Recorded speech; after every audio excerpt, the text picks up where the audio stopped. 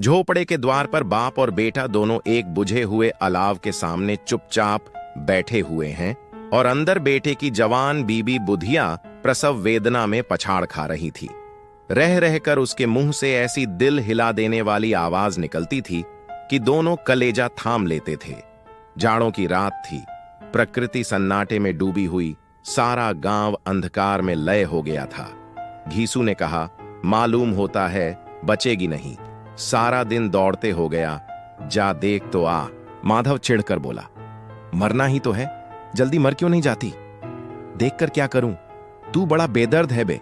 साल भर जिसके साथ सुख चैन से रहा, उसी के साथ इतनी बेवफाई, तो मुझसे तो उसका तड़पना और हाथ पांव पटकना नहीं देखा जाता।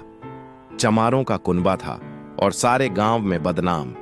घीसू एक दिन काम करता तो 3 दिन आराम करता। माधव इतना काम चोर था कि आधे घंटे काम करता तो घंटे भर चिलम पीता, इसलिए उन्हें कहीं मजदूरी नहीं मिलती थी। घर में मुट्ठी भर भी अनाज मौजूद हो तो उनके लिए काम करने की कसम थी। जब 2-4 फाके हो जाते तो घीसू पेड़ पर चढ़कर लकड़ियां तोड़ लाता और माधव बाजार से बेच लाता, और जब तक वह पैसे रहते दोनों इधर उधर मारे मारे फिरते।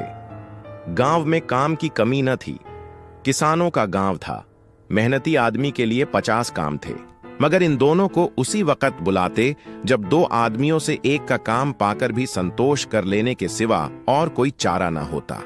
अगर दोनों साधु होते तो उन्हें संतोष और धैर्य के लिए संयम और नियम की बिल्कुल जरूरत न होती।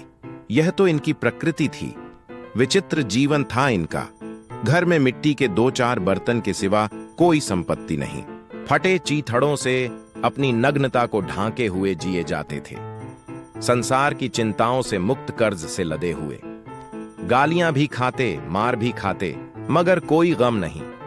दीन इतने की वसूली की बिल्कुल आशा न रहने पर भी लोग इन्हें कुछ न कुछ कर्ज दे देते थे। मटर, आलू की फसल में दूसरों के खेतों से मटर या आलू उखाड़ लाते और भून भान कर खा लेते, या 10-5 ऊख उखाड़ लाते और रात को चूसते। घीसू ने इसी आकाश वृत्ति से 60 साल की उम्र काट दी और माधव भी सपूत बेटे की तरह बाप ही के पद चिन्हों पर चल रहा था, बल्कि उसका नाम और भी उजागर कर रहा था। इस वक्त भी दोनों अलाव के सामने बैठकर आलू भून रहे थे, जो कि किसी खेत से खोद लाए थे। घीसू की स्त्री का तो बहुत दिन हुए देहांत हो गया था। माधव का ब्याह पिछले साल हुआ था। जब से यह औरत आई थी, उसने इस खानदान में व्यवस्था की नींव डाली थी और इन दोनों बेगैरतों का दोजक भरती रहती थी। जब से वह आई, यह दोनों और भी आराम तलब हो गए थे, बल्कि कुछ अकड़ने भी लगे थे। कोई कार्य करने को बुलाता तो निब्रियाज भाव से दुगुनी मजदूरी मांगते। वही औरत आज प्रसव वेदना से मर रही थी और ये दोनों इसी इंतजार में थे कि वह मर जाए तो आराम से सोए। घीसू ने आलू निकालकर छीलते हुए कहा, जाकर देख तो क्या दशा है उसकी। चुड़ैल का फिसाद होगा, और क्या, यहां तो ओझा भी 1 रुपया मांगता है। माधव को भय था कि वह कोठरी में गया तो घीसू आलूओं का बड़ा भाग साफ कर देगा। बोला, मुझे वहां जाते डर लगता है। डर किस बात का है, मैं तो यहां हूं ही। तो तुम ही जाकर देखो ना। मेरी औरत जब मरी थी तो मैं 3 दिन तक उसके पास से हिला तक नहीं, और फिर मुझसे लजाएगी कि नहीं। जिसका कभी मुंह नहीं देखा, आज उसका उघड़ा हुआ बदन देखूं, उसे तन की सुध भी तो ना होगी। मुझे देख लेगी तो खुलकर हाथ पांव भी ना पटक सकेगी। मैं सोचता हूं कोई बाल बच्चा हुआ तो क्या होगा। सोंठ, गुड़, तेल कुछ भी तो नहीं है घर में, सब कुछ आ जाएगा। भगवान दें तो। जो लोग अभी 1 पैसा नहीं दे रहे हैं, वे ही कल बुलाकर रुपये देंगे। मेरे 9 लड़के हुए, घर में कभी कुछ न था, मगर भगवान ने किसी न किसी तरह बेड़ा पार ही लगाया। जिस समाज में रात दिन मेहनत करने वालों की हालत उनकी हालत से कुछ बहुत अच्छी न थी, और किसानों के मुकाबले में वे लोग जो किसानों की दुर्बलताओं से लाभ उठाना जानते थे कहीं ज्यादा संपन्न थे, वहां इस तरह की मनोवृत्ति का पैदा हो जाना कोई अचरज की बात न थी। हम तो कहेंगे घीसू किसानों से कहीं ज्यादा विचारवान था और किसानों के विचार शून्य समूह में शामिल होने के बदले बैठकबाजों की कुत्सित मंडली में जा मिला था। हाँ, उसमें यह शक्ति न थी कि बैठकबाजों के नियम और नीति का पालन करता। इसलिए जहां उसकी मंडली के और लोग गांव के सरगना और मुखिया बने हुए थे, उस पर सारा गांव उंगली उठाता था। फिर भी उसे यह तस्कीन तो थी ही कि अगर वह फटे हाल है तो कम से कम उसे किसानों की सी जीतोड़ मेहनत तो नहीं करनी पड़ती, और उसकी सरलता और निरीहता से दूसरे लोग बेजा फायदा तो नहीं उठाते। दोनों आलू निकाल निकाल कर जलते जलते खाने लगे।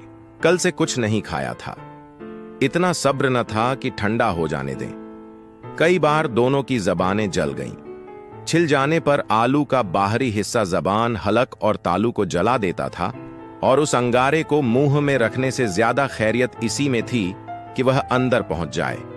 वहां उसे ठंडा करने के लिए काफी सामान थे, इसलिए दोनों जल्द जल्द निकल जाते।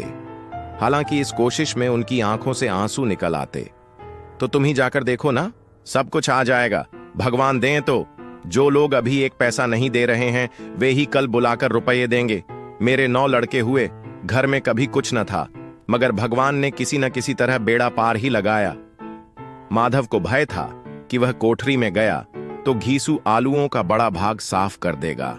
बोला, मुझे वहां जाते डर लगता है। कुछ न कुछ कर्ज दे देते थे। मटर आलू की फसल में दूसरों के खेतों से मटर या आलू उखाड़ लाते और भून भान कर खा लेते, या 10-5 ऊख उखाड़ लाते और रात को चूसते। घीसू ने इसी आकाश वृत्ति से 60 साल की उम्र काट दी, और माधव भी सपूत बेटे की तरह बाप ही के पद चिन्हों पर चल रहा था, बल्कि उसका नाम और भी उजागर कर रहा था। इस वक्त भी दोनों अलाव के सामने बैठकर आलू भून रहे थे, जो कि किसी खेत से खोद लाए थे। घीसू की स्त्री का तो बहुत दिन हुए, देहांत हो गया था। माधव का ब्याह पिछले साल हुआ था। जब से यह औरत आई थी, उसने इस खानदान में व्यवस्था की नींव डाली थी, और इन दोनों बेगैरतों का दोजक भरती रहती थी। जब से वह आई, यह दोनों और भी आराम तलब हो गए थे, बल्कि कुछ अकड़ने भी लगे थे। कोई कार्य करने को बुलाता तो निब्रियाज भाव से दुगुनी मजदूरी मांगते। वही औरत आज प्रसव वेदना से मर रही थी, और यह दोनों इसी इंतजार में थे कि वह मर जाए तो आराम से सोए। डर किस बात का है, मैं तो यहां हूं ही। घीसू को उस वक्त ठाकुर की बारात याद आई, जिसमें 20 साल पहले वह गया था। उस दावत में उसे जो तृप्ति मिली थी, वह उसके जीवन में एक याद रखने लायक बात थी, और आज भी उसकी याद ताजी थी। बोला, वह भोज नहीं भूलता। तब से फिर उस तरह का खाना और भरपेट नहीं मिला।